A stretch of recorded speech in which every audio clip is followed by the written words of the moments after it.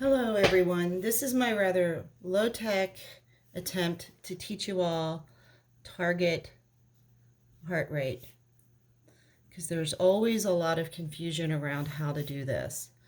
So the first thing we have to do is we have to have some information. We have to know what your resting heart rate is. And for this example, we're going to go with 55 beats per minute. We also need to know your age. And for this example, we're going to go with the age as 18. So there is a range that is considered the safety range for for heart rate beats. You don't want your heart rate obviously to go below at 0 or below, because then it's not beating. You also don't want it to go above 220 beats per minute. Then you're having all kinds of cardiac issues. So you want to stay within this range.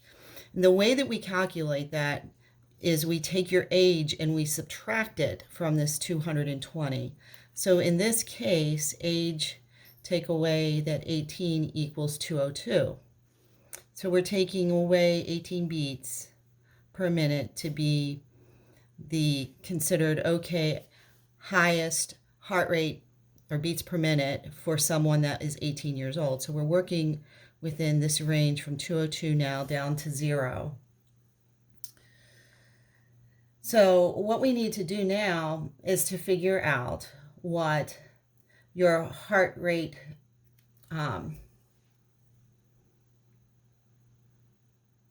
range would be for exercise. I mean, you could just take this 202 and take 60% of it, or 202 and take 40% of it. In fact, if I could, I would figure that out right now.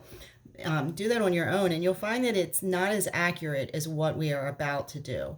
So I'm going to add in here the 55 beats per minute, which is the resting heart rate. That's the heart rate that is needed basically to keep you alive. And we're going to, instead of working with the 0 to 202 range, we're going to work with the 55 to 202 range. So the first thing we need to know is how many beats happen between this amount of beats you need just to keep yourself alive and breathing, not to do any exercise, but just to be at rest. How many beats are there between this and the maximum amount of beats that your body is allowed to have? So the calculation for that is to take this 202, the maximum, and subtract out the amount that you need just to stay alive.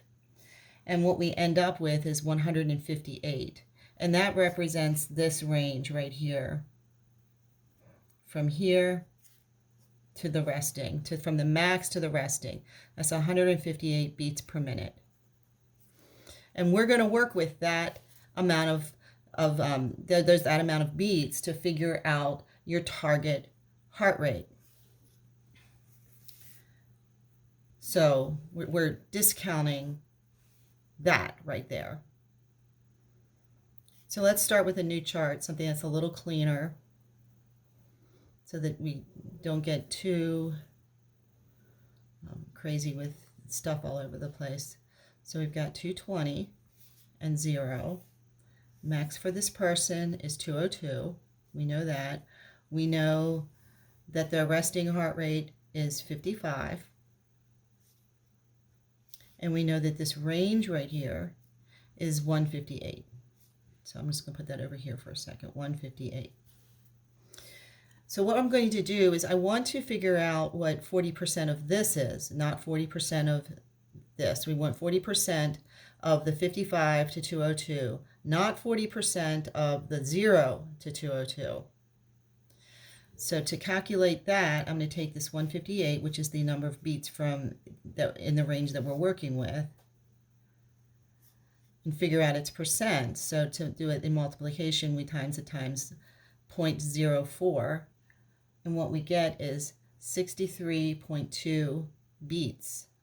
So that would come to, for those of you that are visual, that would come to, let's say this is about 40%, right? 63 63.2 is from here to here. It doesn't include this. So this is not the target. This is just this portion of the target. So now I have to add this 55 back in. So I take the 63.2 and I add in the 55. And this is the step that a lot of people forget. They forget to add that resting heart rate, that stuff that your body needs to do simply to keep you alive.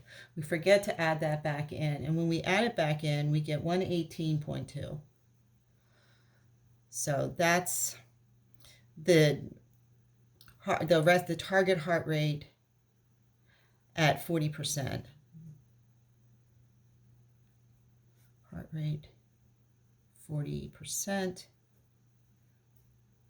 equals 118.2.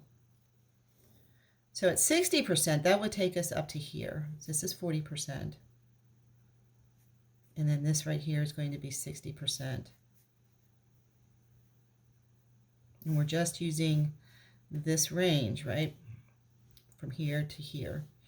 So I would go back to the 158, only this time I would times it times 0.06, and that would give me an answer of 94.8.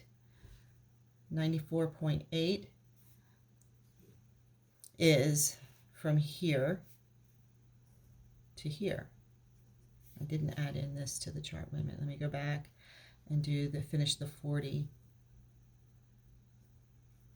Now that right there is 118.2. So this is 40%. The 94.8, going back to the 60, I'm sorry I forgot to write that in just for y'all to see. The 94.8 still needs to have that 55 beats that just keeps us alive added back in. And when we add those together, we get 149.8. So that 149.8 represents this. 149.8. And you might wonder why we would do this rather than simply going to this 202 and timesing that times 0.4. Let's see if I can do this. 202, I'm going to greatly embarrass myself, times 0 times 0.4. I'm going to do it the other way. Sorry, guys. 0.4. So it's 808, right? I got to put 1 in there, so it's 80.8. That's what it wants for 40%, compared to the 40% of 118. So that's a significant difference if you just multiply by 202, which is what I think a lot of people do if they're just trying to do it quickly. It keeps your heart rate lower. So if you're a fairly fit person, you're going to say, that's not high enough for me. I want to be able to work at a little bit higher rate. And this gives you almost 40 more beats per minute to work with. Likewise, if I did the same thing for the 60% range, you get 12, wait a minute, 12, let's see, 12, carry the 1, and 12. 121 beats per minute as compared to 149.8. So that is a 30, almost 30 point difference between those two. So you can see, using the heart rate reserve, if you're in shape, it gives you a little bit of a higher. If you don't feel particularly in shape, or maybe you're just starting off with this, maybe you want to stick with these lower numbers here. So if we look at 40%, we could say you want to keep it somewhere between 80, we'll just round, 80 to 118. And for 60, for this person, we'd want to keep it somewhere between 121 and the 149. So that would be kind of the range that would be 40%, and this is the range that would be considered 60%, and these are beats per minute.